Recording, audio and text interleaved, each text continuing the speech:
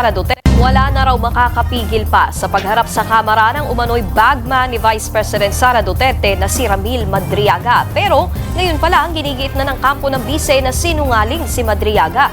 Puwelta naman ang kampo ng umano'y bagman. Relax lang. Relax lang, Sara Duterte. Mas maganda siguro sabihin mo yan dun sa camera, no? Kayo na lang yung ano doon, yung maghaharap talaga, no? Huwag ka munang magsabi sinungaling kasi masyado kang apektado. No? Ang alam kong sinungaling ikaw. Diba? May mga videos na lumalabas na kilala mo talaga itong si Madriaga. So, huwag ka na magsinungaling at relax ka lang. Yung puso mo, Sara. Diba? Huwag masyadong manggigil. Diba? Mahina yung kalaban. Partida nakakulong pa yan, ha? Gigil na gigil ka na. Hindi lang naman makakadalo si Madriaga kung may gagalaw dyan. Pero as long as walang gumagalaw, mga pre, si Sara Duterte talaga kakabahan to. Baka nga ngayon hindi pa to nakakatulog, no?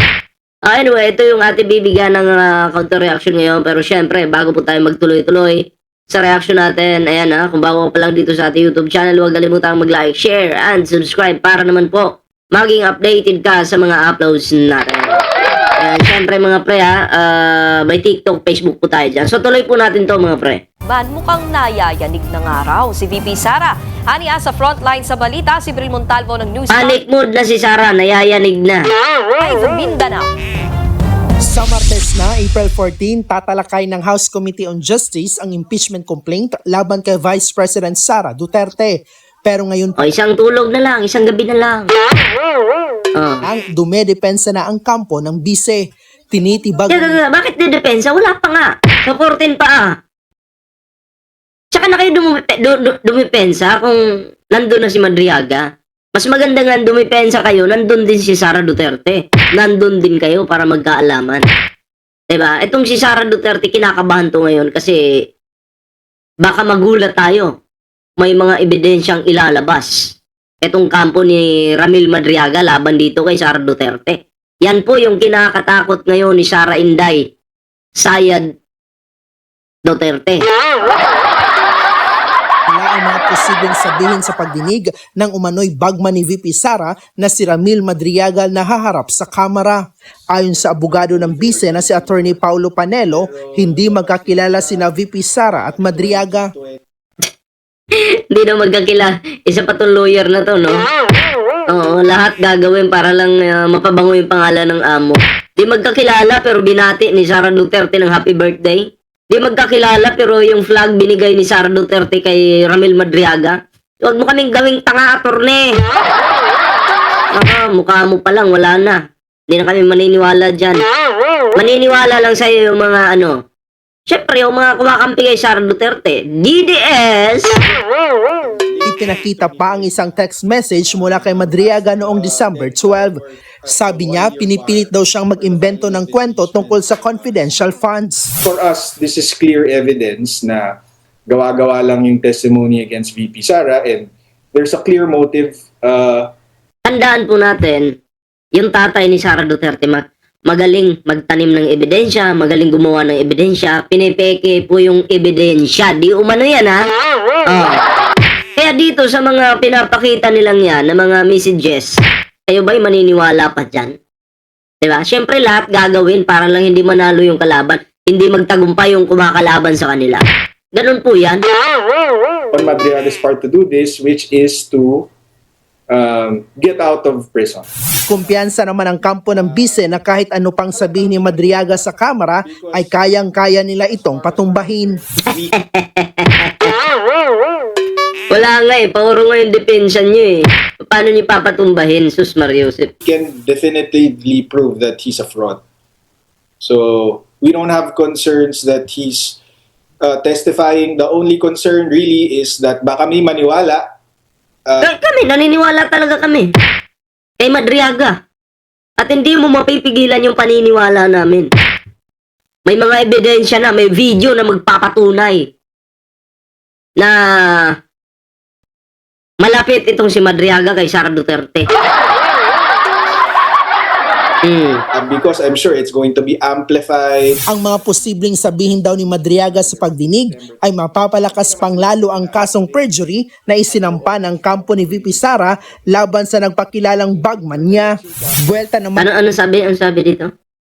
sa pagdinig ay mapapalakas Amplified. ang mga posibleng sabihin daw ni Madriaga sa pagdinig ay mapapalakas pang lalo ang kasong perjury na isinampa ng kampo ni VP Sara laban sa nagpakilalang bagman niya. Pananakot ito mga preno kasi para bang sa madaling salita, sige, magsalita ka ngayon. Yung kaso sa'yo, madadagdagan yan. Lalong lalakas yan. Ganon yung diskarte ng kampo ni Sara Duterte para matakot si Madriaga. Nako. Pero mukhang hindi mapipigilan yung Madriaga, no? Magsasalita at magsasalita yan. Buwelta naman ang abogado ni Madriaga, halatang sinusubukan ng kampo ng bise na siraan ang kanyang kliyente. Inuunahan na raw nila bago pa man ilatag ang mga katotohanan. Ang malinaw raw, si Madriaga ay handang tumistigo ng nakapanumpa. Sa tamang forum daw dapat pinag-uusapan ang mga ebidensya at hindi sa mga press briefing. Kahapon, nauna ng giniit ni House Justice Committee member at Bicol Saro Party List Representative Terry Ridon na haharap nga sa Martes si Madriaga. Dito na raw magkakaalaman. Yari. Tingin ko gusto rin pong matest no, ng atin pong mga kinatawan, miyembro po ng komite, yung kredibilidad ni Ramil Madriaga. So malamang po ay iisa-isahin yung pong mga detalye ng kanyang pong affidavit. Kahit na iniakyat na Ayan may mga affidavit yan, may mga ebidensya pa yan, malamang meron, di ba? Oo, at ang paniniwalaan lang po natin mga pre, si Madriaga. Kasi nilaglag niya na po yung kanyang amo. 'Di ba? Siya po ay nagsasalita na para sumama sa katotohanan. So, ganun lang naman 'yun. Wala po akong kinakampihan sa kanila, wala akong kinakampihan kay Sara o kay Madriaga kasi magkakilala lang. Magkakilala bagman nga eh. So, ibig sabihin, parehong masamanda mo, 'di ba? Wala tayong paki diyan. Ang concern lang natin dito is yung ilalabas na ebidensya. Importante po 'yun. At syempre, protect po si Madriaga, protektahan kasi pag yan ay nawala, patay na, yari. Oh, paano na? Paano na yung katotohanan yan? 'Di ba? So, yun lang. At least, 'di ba? Sana maging safe po itong si Madriaga para po malaman ng taong bayan kung ano po yung totoo. ng kampo ni VP Sara sa Korte Suprema ang issue niya sa proseso ng impeachment proceedings ng Kamara, walang inilabas na Temporary Restraining Order o TRO ang SC, kaya naman Wala na hong makakapigil sa pagdinig pong ito. muli ring nanindigan ang chairperson ng komite na si Congresswoman Jervil Luistro na clarificatory hearings ang isasagawa nila kaugnay ng impeachment. Ibig sabihin, nakafocus sila sa pagtukoy kung may sapat na basihan ang mga reklamo sa bise. Hindi raw ito trial o paglilitis na merong cross-examination. Nagbabalita mula sa frontline. So yun mga pre, abang-abangan po natin yung malapit na eh. Isang tulog na lang, no? Isang tulog na lang, Pasko na. Ibig po natin sabihin, lalabas na si Madriaga. At yan po yung inaantay ng lahat kasi ngayong April 14 mga pre, talagang may malaking pasabog. Okay? Yun. At kaabang-abang po ito. Siyempre, abangan po natin yan. Kahit ako po, talagang tututukan natin yan. Diba? Kung ano yung mga posibleng sabihin ni Madriaga laban dito sa kanyang dating amo.